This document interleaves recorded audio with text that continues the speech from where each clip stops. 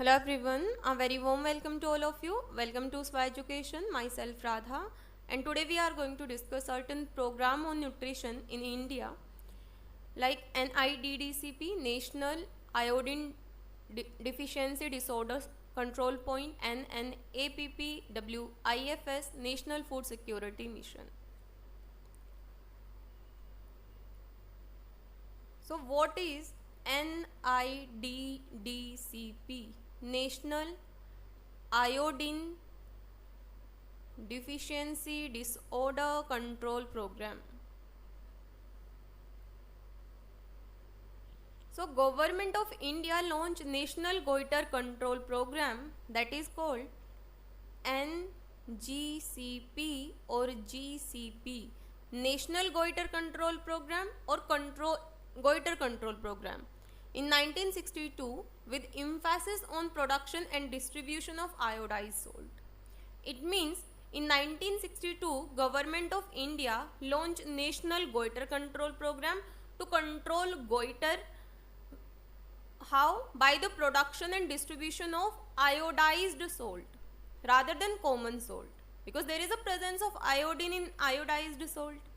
But even after 3 decades, the prevalence of the disease was still high, and iodine deficiency manifestation were not limited to endemic goiter, but to a wider range of disability including deafness, mutism, mental retardation, and impairment of intellectual and motor function. So if there is a deficiency of iodine in the body of an individual, that person can suffer from several kind of disease, or we can say disability or disorder like deafness, mutism, mental retardation, impairment of intellectual and motor function. So in 1992, National Goiter Control Program renamed, and now it is called NIDDCP, that is National Iodine Deficiency Disorder Control Program. So in your examination you can get the question on NIDDCP or you can get the question on NGCP. So the answer for both the questions are same. So what are the objectives behind this program? So the important objective and component of National Iodine Deficiency Disorder Control Program are survey to assess the magnitude of the iodine deficiency disorder. That is, how many population are suffering from iodine deficiency disorders, and supply of iodized or we can say iodated salt in place of common salt. Resurvey after every 5 years to assess the extent of iodine deficiency disorder and impact of iodized salt. What is it means? That after 5 years there is a survey or we can say resurvey to know that whether iodized salt has an impact on the population to overcome the problem of iodine deficiency or not.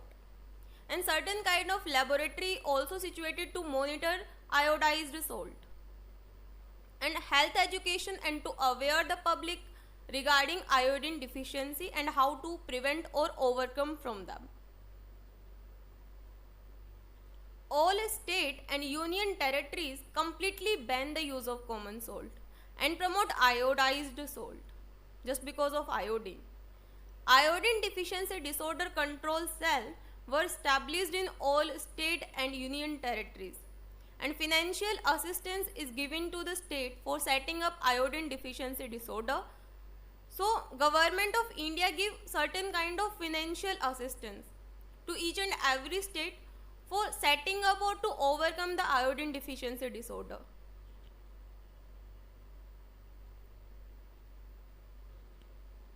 So if there is a deficiency of iodine in the body of an individual, that person can suffer from several kind of disorders like enlargement of thyroid gland, mental illness if there is a iodine deficiency, stunt physical and mental growth, or we can say stop physical and mental growth, that's why mental retardation,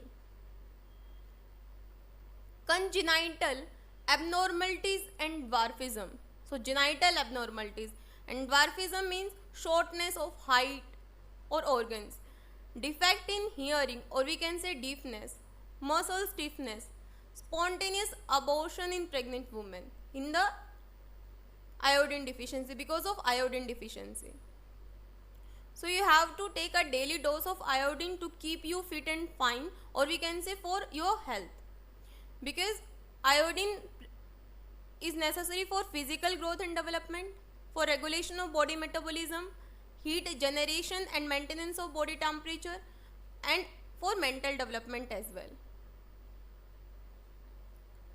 So National Iodine Deficiency Disorder Control Program, the objective is supply of iodized salt in place of common salt, laboratory monitoring of iodized salt to aware the public that in the absence of iodine deficiency what kind of disorder is there, and survey to assess the magnitude of the iodine deficiency disorder, that how many population, how much of the individual is suffering from iodine deficiency, and resurvey after every 5 years to assess the extent of iodine deficiency disorder and to know the impact of iodized salt rather than the common salt.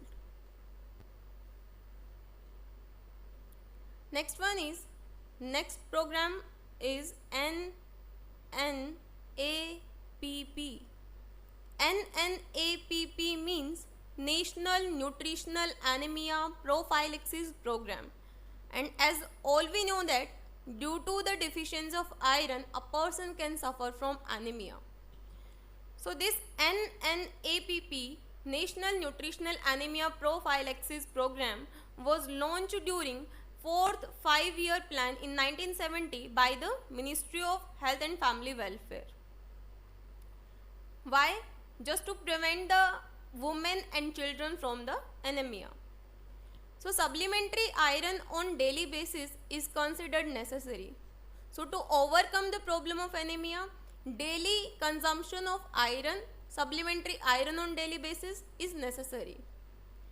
Majority of girls are anemic even in their adolescence. Deleterious effect on neural tube development in folic acid development. So that is very important point, that due to folic acid deficiency there is a defect in neural tube, and that question is also asked in FSSAI exam. Neural tube defect, if there is a deficiency of folic acid. So just to overcome the problem of this anemia, Government of India launched an Anemia Mukt Bharat program. What is anemia is usually diagnosed by measuring hemoglobin and hematocrit. So by measuring hemoglobin and hematocrit we can diagnose anemia. HCT is the percentage of red blood cell. What is HCT? That is hematocrit. Hematocrit, or we can say percentage of red blood cell or RBC in the blood. Both hemoglobin and HCT must be measured as a part of a routine blood. So if we say normal amount of red blood cell, so this is a normal amount of red blood cell, and if we are talking about anemic red blood cell, so this is anemic red blood cell. Anemic red blood cell. So symptoms include fatigue, weakness, shortness of breath, dizziness, especially after standing up from a sitting or lying position, headache, pale skin, bleeding easily, uncontrollable bleeding, heavy bleeding or cold feeling in hand and feet, fever due to infection, and rapid heart rate. That are the symptoms if a person is suffering from anemia. And anemia caused by iron deficiency. So what is the main reason behind anemia? Iron deficiency. That is also a very important point. If there is a deficiency of iron, a person can suffer from anemia. Anemia of chronic disease, decreased or faulty red blood cell production, that is also a reason. aplastic anemia, sickle cell anemia, pernicious anemia. Pernicious anemia due to the deficiency of vitamin B12 and destruction of red blood cell. So good quality protein, vitamin C, B12, B9, folate, B6 and the mineral iron play important role in blood formation. So fresh and healthy food with good bioavailability of iron and protein and well balanced and iron rich diet is needed to fight with anemia, as well as stress free mind and proper rest and exercise. These are the major prevention from the anemia. So the specific objective of this program, that is called NNAPP, National Nutritional Anemia Prophylaxis Program. So the objective of this program is to assess the baseline prevalence of nutritional anemia in mother and young children through estimation of hemoglobin level. Because by the HB or HCT we can diagnose, we can estimate the level of that whether the person is suffering from anemia or not in young children or in the mothers. So that was the main objective behind that, as well as to put the mother and children with low hemoglobin level less than 10 gram and less than 8 gram respectively, or anti-anemia treatment, and to put the mother with hemoglobin level more than 10 gram and children with hemoglobin more than 8 gram. So to monitor continuously the quantity of the tablet distribution and consumption of the supplement, and to assess periodically the hemoglobin level of beneficiaries, and to motivate the mother to consume the tablet through relevant nutritional education to overcome the problem of anemia. So these are the specific object of this program. Next one is WIFS,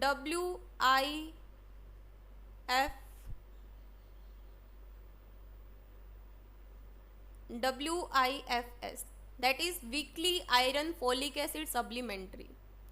So weekly iron folic acid supplementary as an anemia prevention strategy in women and adolescent girls. Weekly iron and folic acid supplementary.